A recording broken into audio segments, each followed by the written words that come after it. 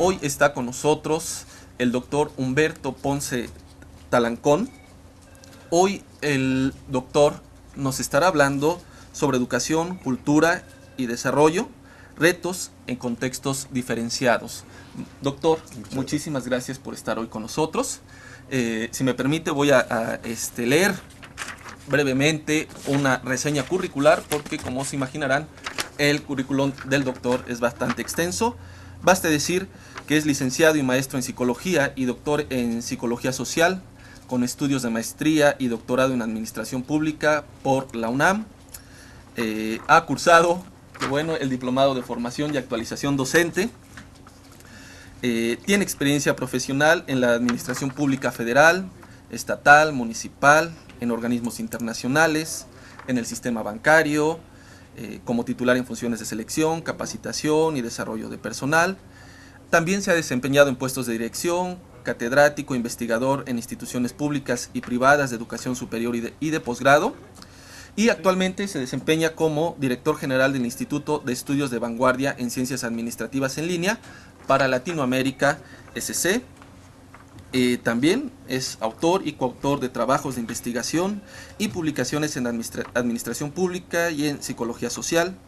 Ha participado en congresos y reuniones profesionales de cobertura nacional e internacional. Obtuvo reconocimientos en el campo de la educación y premios nacionales de su especialidad. Nos dice el doctor que su cátedra preferida es la metodología y gestión del conocimiento. Su línea de investigación es la gestión gubernamental, innovación educativa y desarrollo humano. Y actualmente es miembro fundador del Colegio Nacional de Psicólogos, miembro del Consejo Nacional para la Enseñanza e Investigación en Psicología, miembro activo del Instituto Nacional de Administración Pública, socio numerario de la Ilustre y Benemérita Sociedad Mexicana de Geografía y Estadística del Estado de México, miembro de la Academia Nacional de Historia y Geografía de la UNAM, miembro de número y consejero de la Red Nacional de Investigadores en Estudios Organizacionales de la UAM y es miembro de la Red de Investigaciones del Medio Ambiente en nuestro Instituto Politécnico Nacional.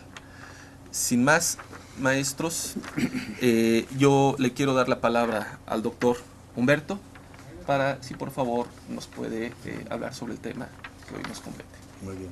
Gracias, maestro. En primer lugar quisiera mencionar un agradecimiento al Instituto Politécnico Nacional, porque quiero decirles que estoy jubilado en el instituto desde hace dos años, 4 meses, y realmente sí es gratificante que el Politécnico nos considere como de la comunidad politécnica, y eso es importante.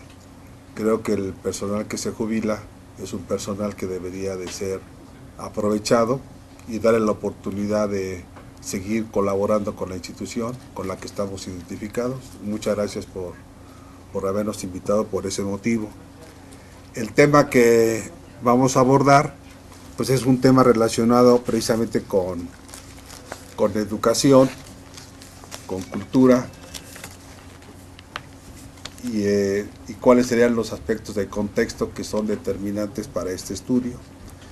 En este sentido, hubo necesidad de identificar y de seleccionar algunas referencias que fueran de actualidad y que abordaran los temas de educación y cultura. Hay por ahí 3 libros en la bibliografía del documento que ustedes van a encontrar que tienen que ver con la educación superior, el desarrollo, América Latina, los aspectos económicos, aspectos de globalización, entre otros temas. Fundamentalmente estas referencias son la base del contenido que vamos a exponer el día de hoy. Por ahí vamos a encontrar un informe de año sabático de un egresado del Politécnico que también ha sido funcionario, que escribe sobre la responsabilidad social universitaria, una aproximación desde la ética y los derechos humanos. Es el maestro José Augusto Sánchez Ángeles, que está en poder de ustedes, el informe completo, y que es una lectura obligada para las personas interesadas en los aspectos éticos en el campo de la educación.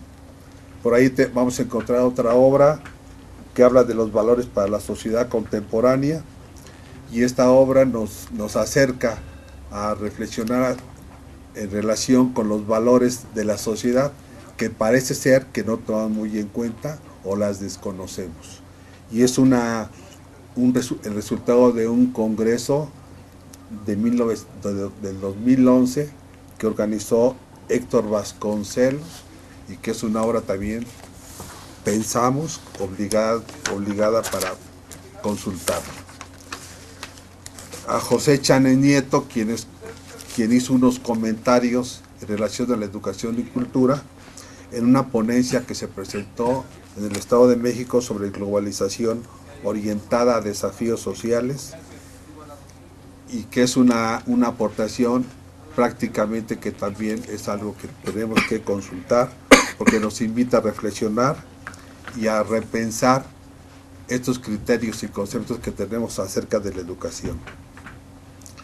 Y así podemos mencionar a Pablo Latapí, que nos hace un cuestionamiento. Toda su obra es una obra muy completa, un jesuita revolucionario que plantea aspectos de innovación.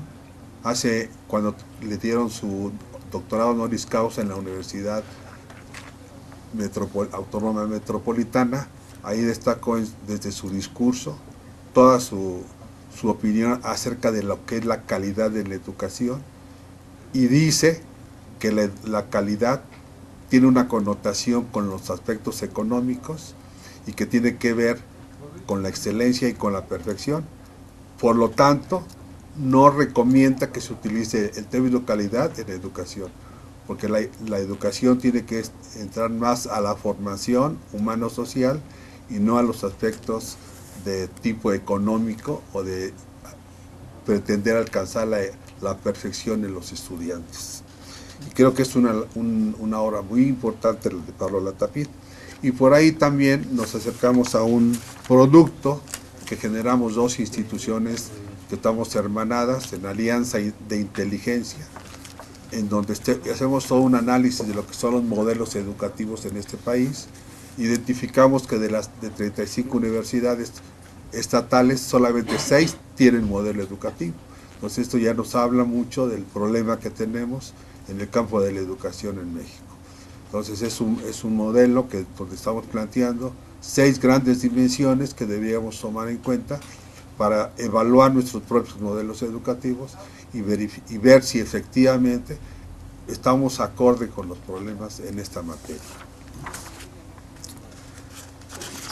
Y esas serían las referencias que fundamentalmente estamos planteando. También una sugerencia que hubo por parte de la coordinación de este encuentro son las preguntas que nos formulamos para efectos de reflexión, análisis y prospectiva de la educación. Pensar en la prospectiva como lo mejor que queremos para mañana. Y las preguntas serían las siguientes, que inclusive pueden servir de base o de referencia para cuando ustedes elaboren sus ensayos, poder retomar estas ideas y ver si estamos de acuerdo o en desacuerdo con estas reflexiones. ¿Cómo inciden los procesos de globalización económica y globalización social en los enfoques de desarrollo educativo institucional? Si hay o no influencia y cómo se presenta esta, qué efectos y qué repercusiones tiene. La siguiente interrogante es: ¿qué retos de cobertura, calidad, equidad, pertinencia debe afrontar el Politécnico en la definición de sus estrategias de desarrollo?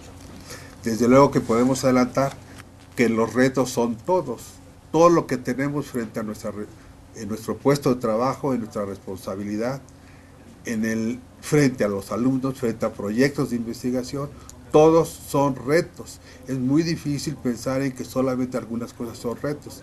Pensamos que todo es un reto. ¿Qué factores socioculturales y económicas tienen mayor incidencia con las políticas públicas educativas? Pero también las políticas públicas sectoriales, también las políticas públicas que cada institución debe tener, son a corto plazo. ¿Y cuáles serían estas políticas públicas en términos de regionalización en México. Y viene otra pregunta, ¿en nuestro país nos interesa la educación? ¿Estamos enterados de cuáles son los valores de la sociedad, de cuáles son sus necesidades y cuáles son sus prioridades? Cuando estamos observando que algunas instituciones, particularmente las privadas, que son verdaderas empresas de negocio, si les interesa o no la educación, o si les interesa vender lo que la gente compre. Este sería un planteamiento importante también. ¿Cómo desarrollar un país sin raíces en educación y cultura? Entonces, si no tenemos una educación consolidada y si no tenemos bien trabajada la cultura de cada nación o de cada país, pues no podemos hablar de desarrollo en este momento. Esa sería la reflexión.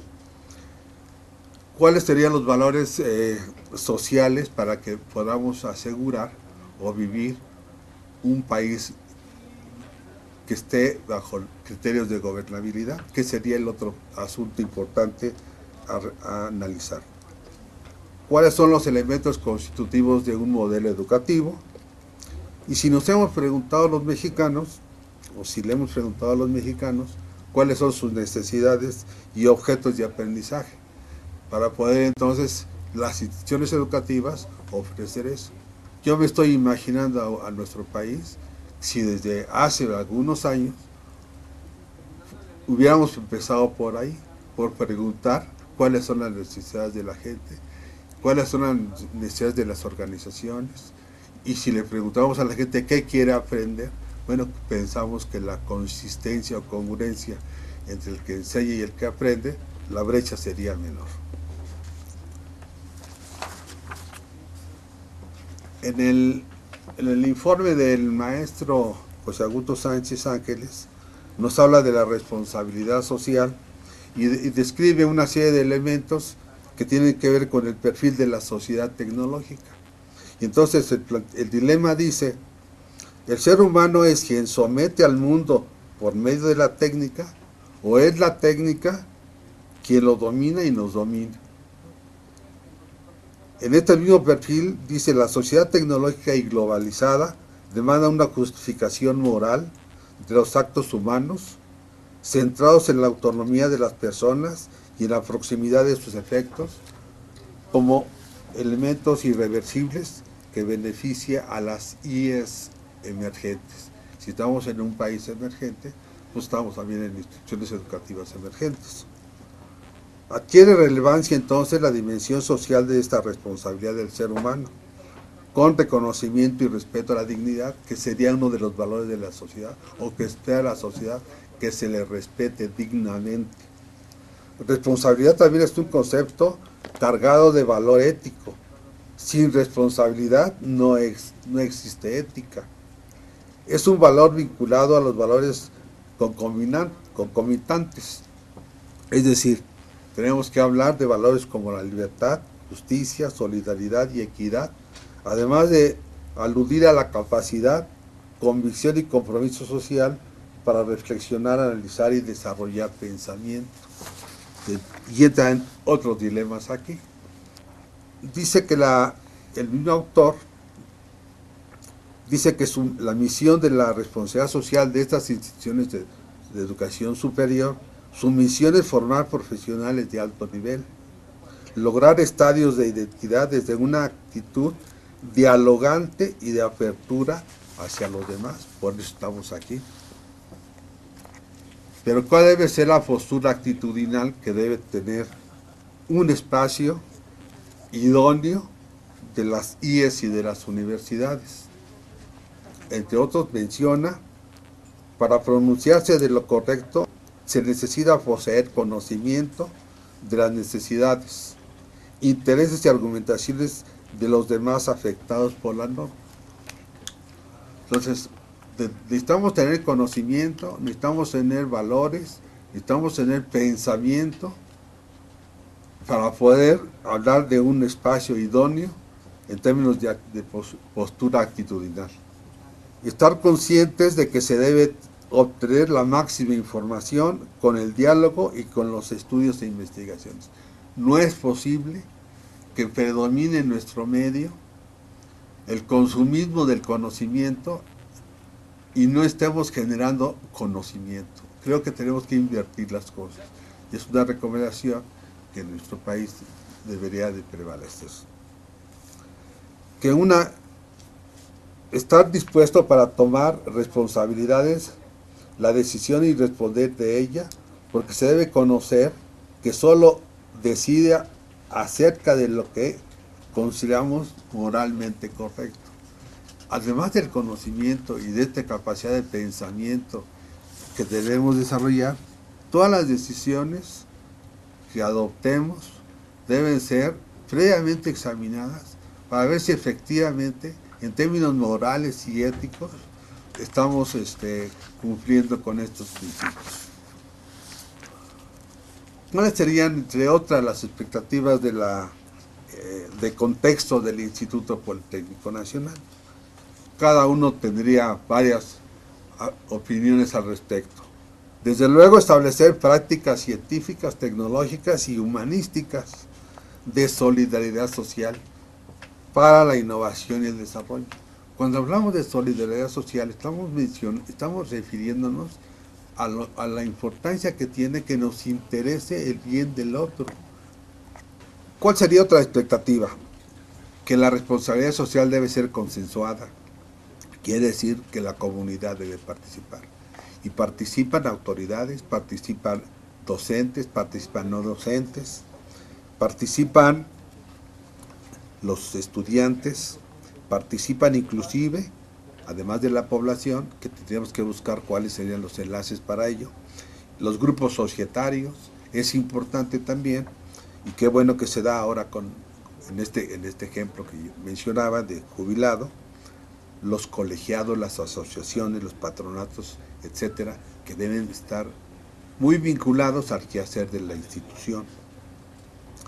Proyectos educativos sociales de sensibilización de los diferentes estratos de la población, construir políticas de derechos humanos y valores éticos de la comunidad, además de las estrategias de evaluación del desempeño.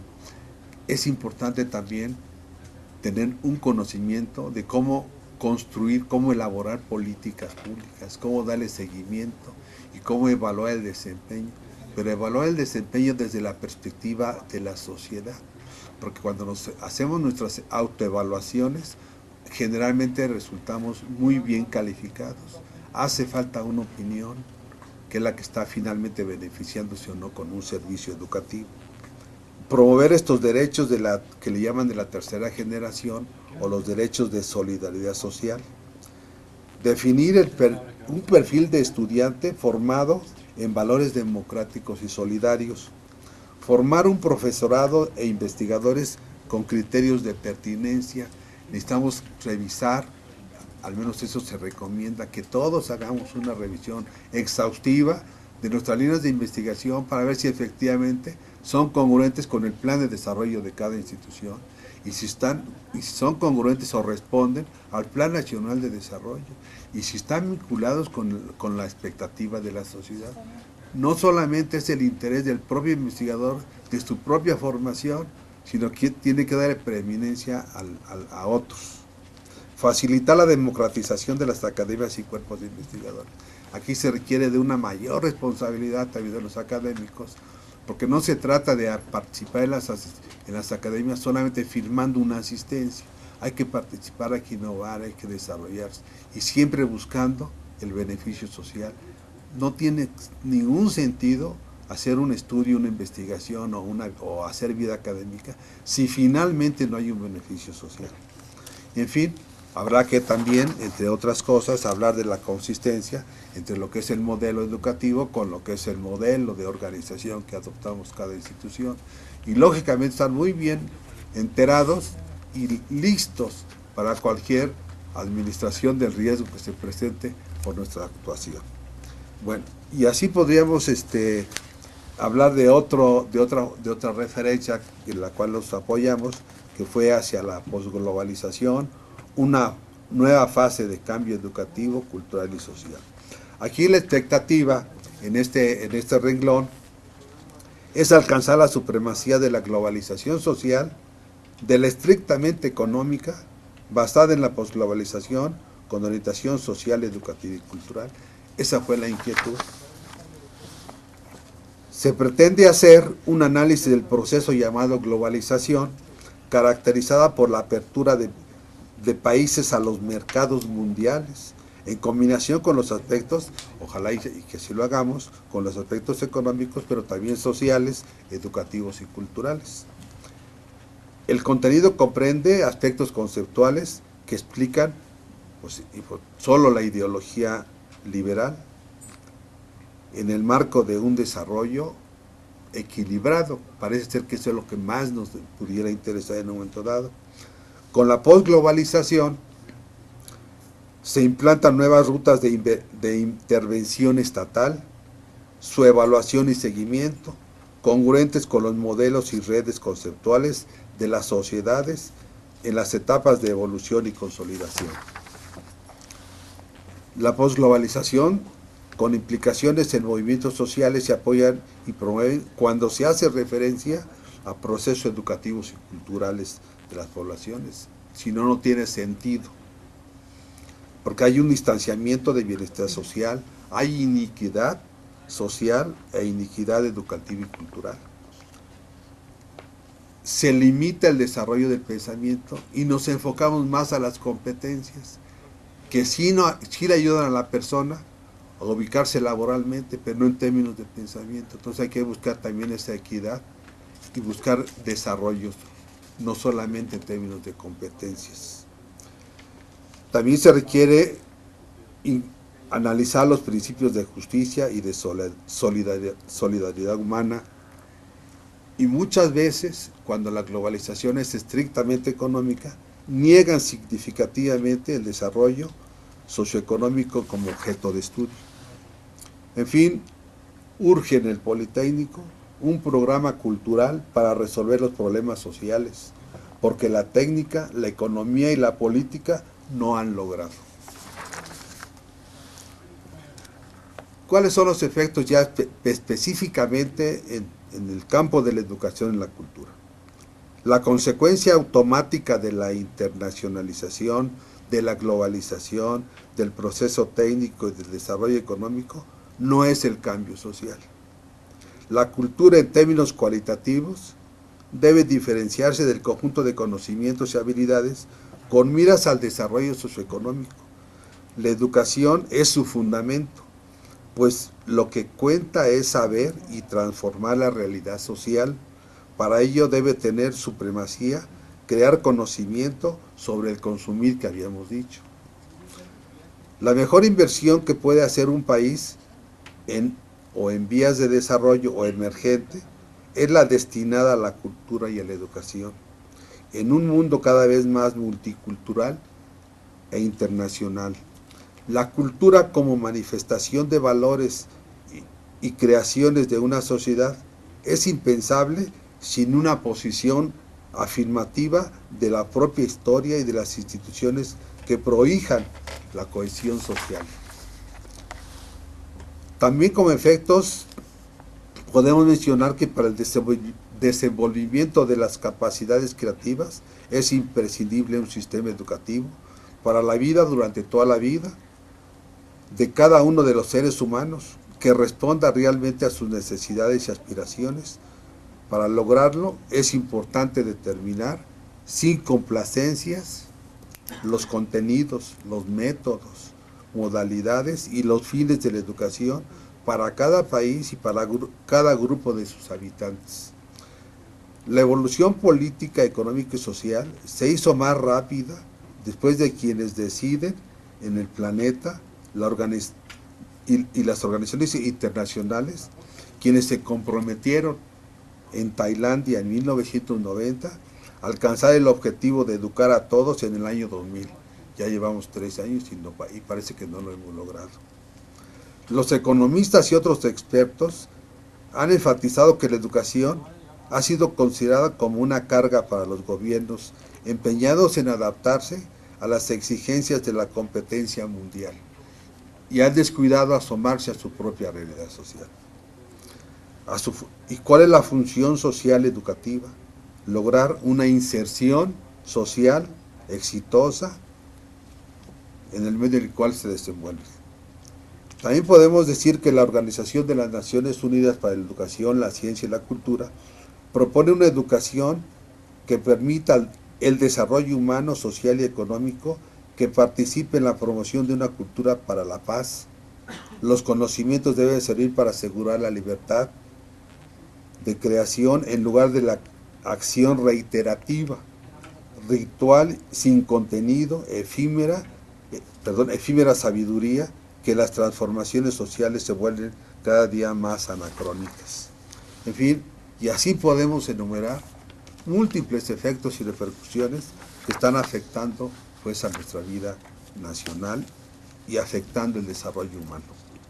En otro orden de ideas, los valores para la sociedad contemporánea, para ello tenemos que hablar de la estructura de la organización social que está en relación con el desarrollo de valores individuales y sociales para enfrentar todos estos retos que tenemos frente a nosotros.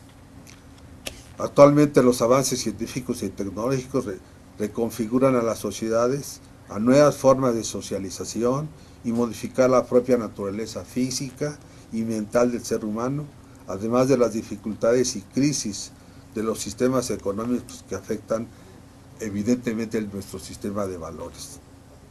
En fin, esta es una tarea para la vida moderna, para la vida contemporánea que tenemos que tomar en cuenta. Y hay otro elemento importante cuando entramos en el campo de la educación y la cultura, hablar de una tipificación de los valores. El pluralismo axiológico de nuestro sistema social, dice un autor, Chapí de Echeverría, un autor español, que encuentra, entre otros valores, habla de los valores morales.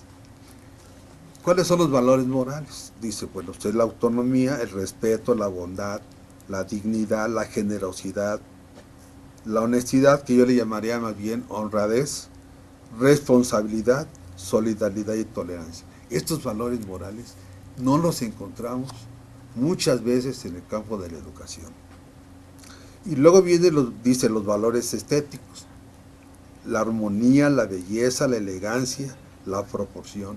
Tampoco la encontramos en el campo de la educación con mucha frecuencia. Después habla de los valores epistémicos, que tienen que ver con la coherencia, con la verdad, congruencia, contrastabilidad, fecundidad, verosimilitud. Estos valores tampoco los encontramos. Parece ser que la educación no le da la relevancia que tienen estos valores epistémicos, porque nos hablan acerca de lo que es la verdad. Hablar con la verdad cuesta todavía trabajo. Vienen los valores técnicos, parece ser que ahí sí hacemos caso de estos valores. ¿Por qué? Porque hablan de la eficacia, de la eficiencia, de la factibilidad, de la habilidad, de la innovación, que ojalá haya innovación, no lo desgastemos tanto que vaya a convertirse en un término de modernidad solamente, ¿no? Destreza y utilidad. Estos son los valores que se observa o al menos se percibe, predominan sobre los otros. Y bueno, esto nos debe invitar a una reflexión. Y hay otros valores, los valores económicos, nos dice este autor, que es beneficio, calidad, productividad, maximización, rentabilidad y riqueza, que también es algo que le preocupa al ser humano en este mundo donde hay desorden y donde no hay educación cívica, ¿no? Y bueno, la administración pública vinculada con esta educación de valores es otro asunto que tiene mucha importancia, porque somos como administración pública, como sector público, como conjunto de instituciones de diferente naturaleza y propósitos y base legal, cada una de ellas tiene esa gran misión de ser mediadora entre el que gobierna y dirige con la población y la sociedad. Entonces yo creo que debe ser una administración a la cual hay que exigirle mucha educación, muchos valores, mucha moral y mucha ética, ¿no? Y bueno, el esquema del modelo educativo institucional, por ahí incluimos una frase que dice humanizar el conocimiento para el desarrollo social. Y bueno, nos preguntamos en este caso, ¿por qué las instituciones educativas más importantes del mundo han definido y aplican un modelo educativo? Bueno, la respuesta es porque representa su identidad. México, si nos descuidamos, estamos avanzando en una falta de identidad. Porque representa su rumbo y sentido, su estructura, su cohesión, su marco evaluativo, su compromiso social y su perspectiva de desarrollo. Pero también nos preguntamos por qué el modelo educativo es un factor de fortaleza para las instituciones educativas.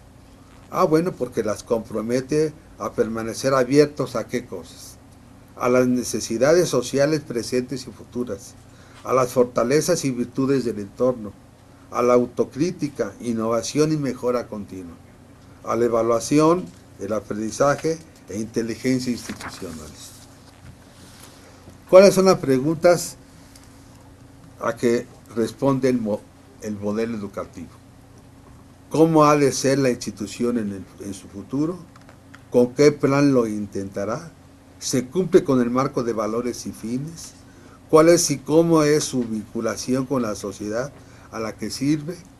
¿Cuáles son sus normas, políticas, procesos y estrategias? ¿Qué implicaciones económicas tiene? ¿Cómo se diferencia de la competencia? ¿Cómo se evalúa su impacto social? ¿Cómo cumple sus objetivos? Y bueno, en este modelo estamos planteando 6 grandes dimensiones. Si un modelo educativo, a juicio de sus autores, si cumple con estas 6 dimensiones, estaríamos hablando de un buen modelo educativo. La primera dimensión es filosófica, porque ahí se establecen las bases conceptuales constitutivas, la misión, la visión, el marco axiológico y teleológico. La dimensión pedagógica, porque ahí establece el marco metodológico de las funciones sustantivas. La dimensión sociológica, porque ahí se establece y se define el marco de las relaciones sociales y humanas, internas y externas. La dimensión política, porque es una dimensión que encuadra las relaciones y directrices inter y extrainstitucionales. También se exige una dimensión jurídica, porque tiene un marco legal que encuadra a la propia institución, sus derechos y sus deberes. También el modelo educativo debe responder a la dimensión operativa, porque allí se establecen sistemas, procesos, órganos, personas, tecnología, tareas, recursos, costo-beneficio e impacto social. Que por cierto, en el campo de la educación no hacemos estudios de seguimiento y de impacto social. No sabemos qué pasa con nuestros egresados. Nunca les preguntamos cómo les va en la vida, de qué les ha servido los estudios que concluyeron y que se titularon o que se graduaron. No le damos ese seguimiento. Entonces es muy importante cubrir ese aspecto para poder continuar con un buen modelo y seguirlo fortaleciendo. Y bueno, finalmente el modelo educativo, centrado en el aprendizaje, tiene sus 3 categorías, que son las categorías de aprendizaje, las categorías que tienen que ver con las funciones sustantivas y con los campos del conocimiento científico, tecnológico, humanista. Esto sería el planteamiento de esta ponencia. Doctor Humberto, muchísimas gracias por su exposición. Aquí nos llegan 2 preguntas, una del CECIT 1. Nos dice, ¿cuáles son las posibilidades de transformación o cambio social a través de la acción colectiva de la educación? Las posibilidades son muy importantes, son significativas, pero sí se requieren de ciertas condiciones. En primer lugar, parece ser que la exigencia es que haya gobernabilidad en el país en donde nos encontremos y que esa gobernabilidad se va a ver reflejada en programas educativos institucionales e institucionalizados, es decir, que sean procesos irreversibles. y donde podamos efectivamente ser corresponsables, cada uno en la función o en la responsabilidad que tiene. El que gobierna, el que dirige una institución, sus principales colaboradores, los gabinetes deben ser profesionales. No podemos improvisar más funcionarios públicos, no podemos improvisar directivos que no tengan la formación o cumplan con esos atributos que exige su responsabilidad. Y el maestro y el investigador también debe asumir su papel y su responsabilidad. La sociedad tiene que ser más escuchada. Da esa impresión. Cuando tenemos estrategias donde aplicamos valores epistémicos y le hablamos a la sociedad con la verdad y somos objetivos y cumplimos con la promesa, yo creo que esa es una tarea compleja, no es fácil desde luego, porque hablar de corrupción, que sería una limitante o un obstáculo, con la corrupción, si lo observamos, nunca se va a poder acabar. Así como vamos. Tal parece que la corrupción ya es inherente al hombre. Entonces yo creo que es importante este asunto de la corrupción, de la impunidad, de la inseguridad pública, de la inseguridad social, de la educación deteriorada que se da, pues, infortunadamente en algunos escenarios, ¿no? Okay. Maestro, en su opinión, el marco normativo del IPN es una limitante para su desarrollo en la post-globalización. No creo, no es ninguna limitante. Al contrario, lo que uno percibe es el incumplimiento a esa normatividad. Entonces, cuando hay incumplimiento a esa normatividad, pues sí se convierte en una limitante. O cuando no aplicamos la normatividad debidamente, ¿no? O hacemos inferencias o creencias o interpretaciones que no corresponden a la realidad de los hechos. Entonces yo creo que es importante que esa normatividad, que cuando la aplicamos y la respetamos y la cumplimos puntualmente, no habrá ningún problema. Lo que sí es importante, un programa de educación sobre la base legal y la normatividad del Politécnico para que peine a toda la población, particularmente a los puestos de estructura. Creo que es importante cuidar a los directivos del Instituto Politécnico Nacional en el manejo de su base legal, porque a veces da la impresión, y es lo que escuchamos informalmente, que luego, no solamente en el Politécnico, aquí sí quisiera hacerlo extensivo a toda la administración pública, ya el servidor público ya no quiere firmar documentos o piensa dos veces antes de firmar. Es decir, por los riesgos que hay, porque ignoramos la norma, ignoramos la base legal, ignoramos a la ley, pero no porque la ley sea mala o buena, simplemente es lo que hay que cumplir. Habrá que, a partir de resultados de investigaciones de campo y de vinculación con la sociedad, qué cosas hay que eliminar de la ley y qué cosas hay que incorporar, pero eso con bases había que hacerlo. Okay. De Sisimar La Paz, maestro, nos dicen, que nos comentan que usted mencionó que hay cosas que la técnica y la ciencia no han logrado. Desde su perspectiva, ¿cómo es que la cultura lo puede lograr? Bueno, a lo que me refiero es que por sí solo la técnica, la economía,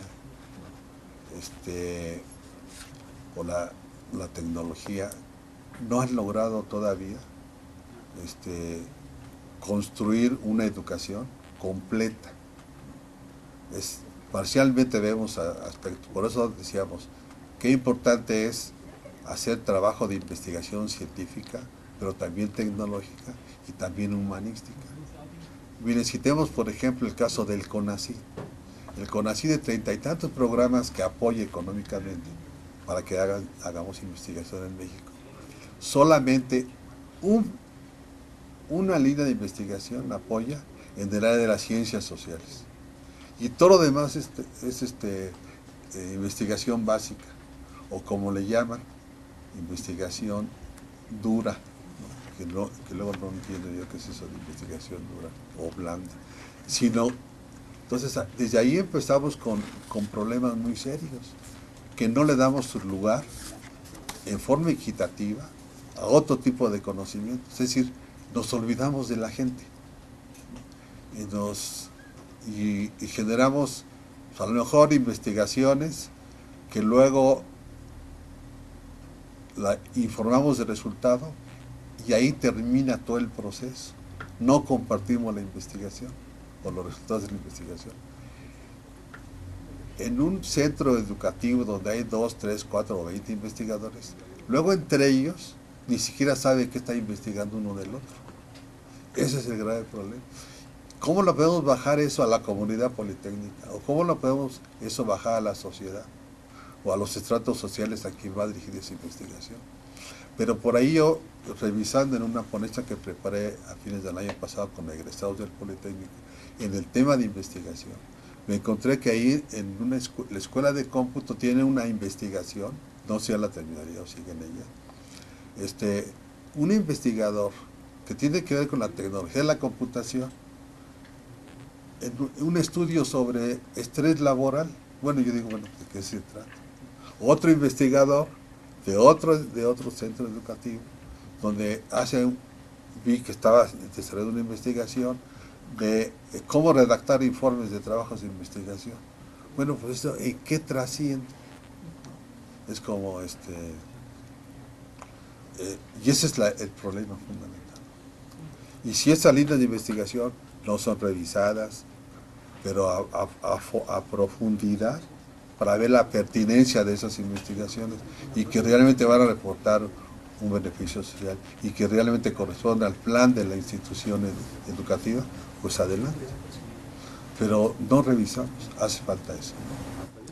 Otra pregunta por aquí, maestro, es ¿cómo debe formarse a los docentes y directivos para que logren situarse en los contextos actuales de mayor incidencia para la educación superior?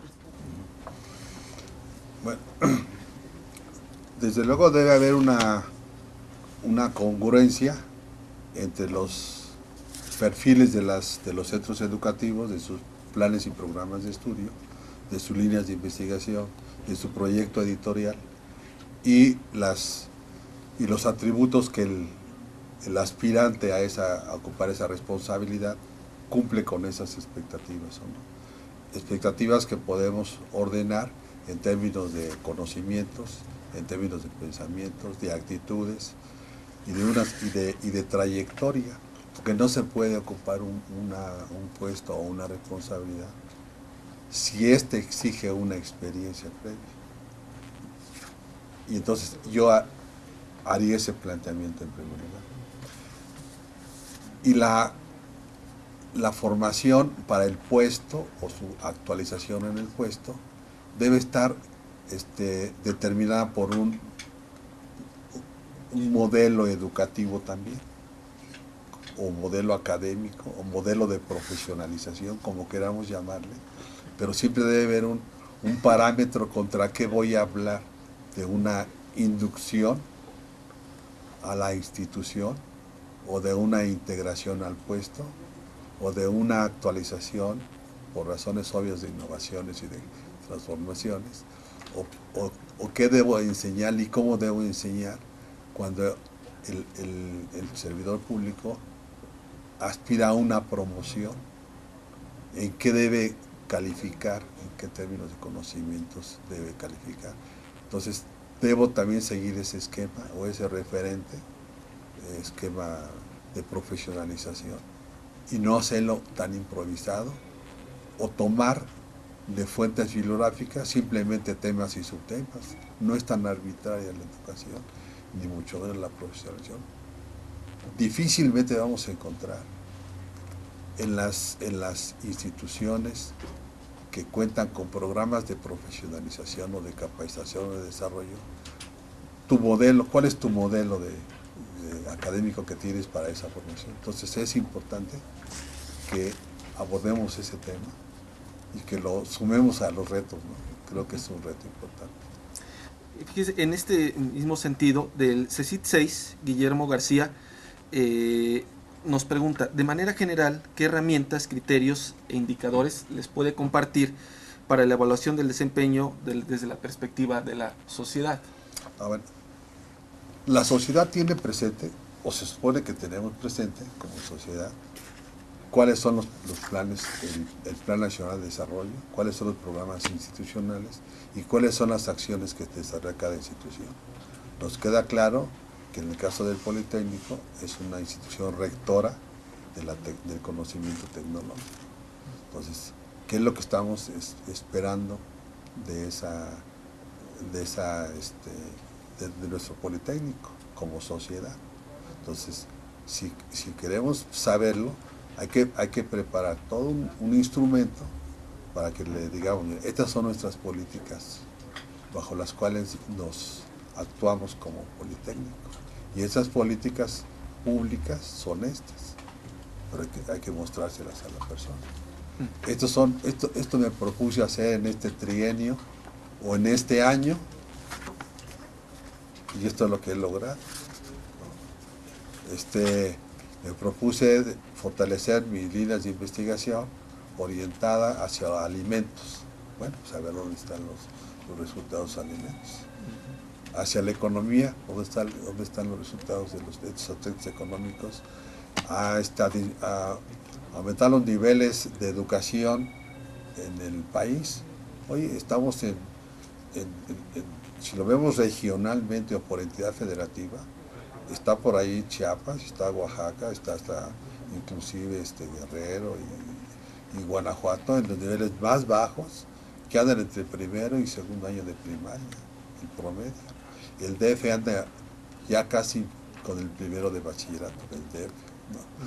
Y le sigue Monterrey, o Nuevo León, perdón, y los estados del norte que andan más o menos en tercero de secundaria, ¿no? Entonces, si ese es el resultado de estos programas institucionales de educación, pues evaluar va a ser muy fácil para la sociedad. Si decimos, bueno, los posgrados en México, ¿cuántos de estos posgrados son escuelas patito? Pues muchas, ¿no? Y aún así tienen el reconocimiento. Y los egresados de esas escuelas patito, con maestrías y doctorados, pues realmente, ¿por qué les autorizan que sigan? Pues eso no sabemos. Eso hay que corregirlo, urge corregirlo, porque no es posible que a veces servidores públicos de alto nivel o de mediano nivel, en lugar de que aprovechen su propia institución educativa para hacer un posgrado, se van a una escuela patito para poder obtener el grado correspondiente y consecuentemente la promoción, ¿no? Entonces yo creo que todas esas cosas tenemos que evaluarlas, y eso la sociedad, si la informamos, será capaz seguramente de decir si nos aprueba o nos reprueba. Pues eso es muy fácil. Y hay metodologías, y hay países que lo están haciendo, como España, Costa Rica y otros dos. Maestro, en este mismo sentido, en el caso de México, ¿qué cambios estructurales son necesarios en el sistema de educación superior para atender a las demandas sociales actuales? Mire, cada institución debería tener, en principio, una justificación social. Pero la propia Secretaría de Educación Pública no le exige a las escuelas que le diga cuál es tu justificación social. No les exige su modelo educativo. Les exige instalaciones físicas, mobiliario, ¿no? Salidas de emergencia, que sí son útiles, no lo negamos. Pero lo sustantivo, que son sus programas de estudio, que son sus cuerpos académicos, sus grupos de investigadores, ¿no? Sus recursos, sus modalidades de enseñanza escolarizada o no escolarizada, o modalidad B-Learning, mixta, ¿no? No sé, eso es lo que no vemos así objetivamente. Entonces, desde ahí empezamos con problemas. Ese sería un aspecto. De acuerdo. Maestro, del de la Escatepepan, Lucía Esparza, nos dice: estamos en el consumismo del conocimiento, pero no lo generamos. ¿Qué tendríamos que hacer como institución educativa para cambiar esta situación? Mire, yo veo que la investigación científica creo que va avanzando.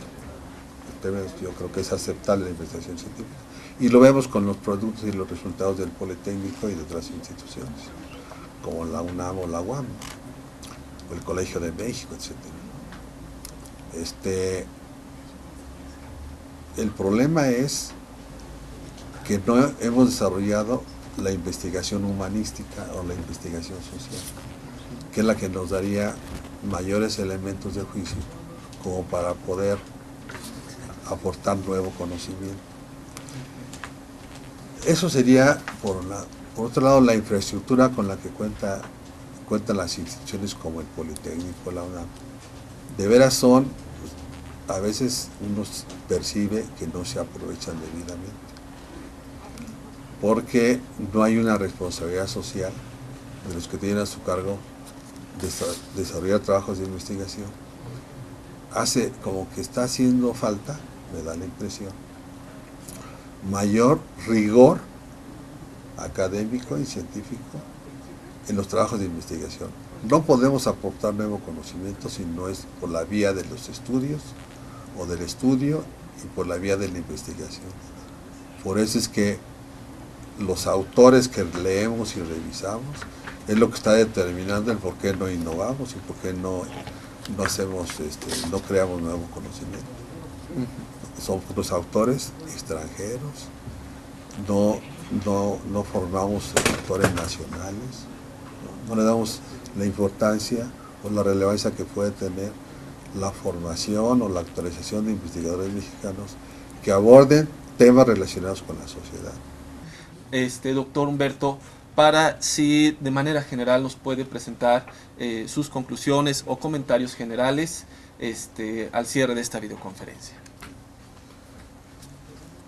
En una de las partes del contenido de esto que hemos platicado, más que una disertación tipo conferencia, pero sí esta conversación que tiene un sentido evidentemente académico, cuidemos la parte humano-social de la educación, que efectivamente la tecnología tenemos que adaptarnos a ella, tenemos que utilizarla porque sí nos ayuda, sí contribuye a que seamos mejores profesionales, pero sin descuidar el desarrollo de pensamiento y de criterio y de actitud que debemos tener como seres humanos. Yo